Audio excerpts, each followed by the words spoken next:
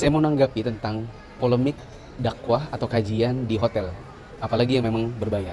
Ada dua pendapat memang. Dalam hal ini sebagian asatidzah kita tidak setuju. Kenapa? Karena diantaranya adalah, bukankah dakwah itu harusnya bisa dinikmati oleh kaum muslimin secara luas? Sementara di hotel itu kan pasti terbatas jumlahnya.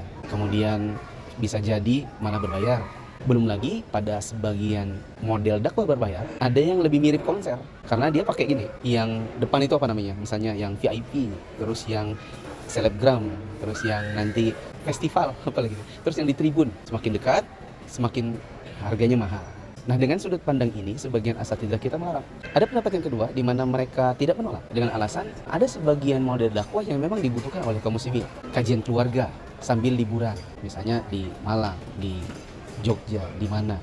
Di situ mereka sewa ballroom, terus fasilitasnya adalah kamar, sekian malam, terus nanti ada hadonahnya, pengasuhan anak-anak, ada permainan anak-anak, ada hadiah, ada souvenir, dan lain-lain. Dan ini tidak bisa dikerjakan di sembarang hari.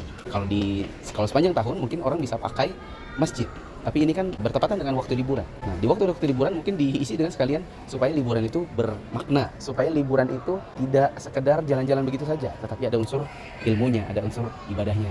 Nah, dengan sudut pandang ini, sebagian guru-guru kita memperbolehkan. Nah, teman-teman yang dirahmati Allah, yang ingin saya bahas itu bukan hukumnya, karena ustaz kita lebih pintar dalam hal ini. Yang saya mau soroti adalah, ketika ini muncul di media sosial, sebagian orang tiba-tiba jadi tukang ngadu domba.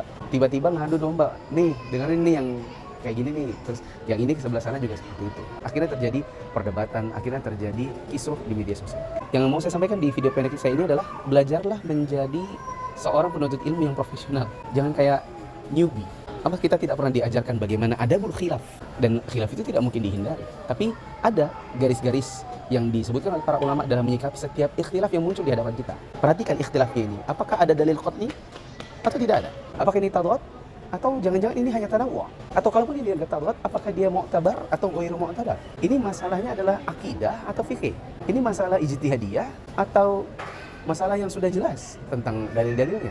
Jangan-jangan ini masalah kekinian saja yang mungkin cara pandang kita bisa berbeda-beda.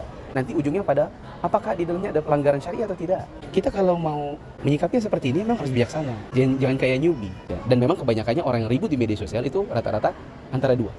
Newbie yang bingung, lalu kebingungannya dia lempar di media sosial, atau orang lama ngaji tapi memang pada dasarnya ilmu itu nggak masuk di hatinya, belum terpatri di jiwa dan benaknya, dan memang pada dasarnya punya niat-niat buruk.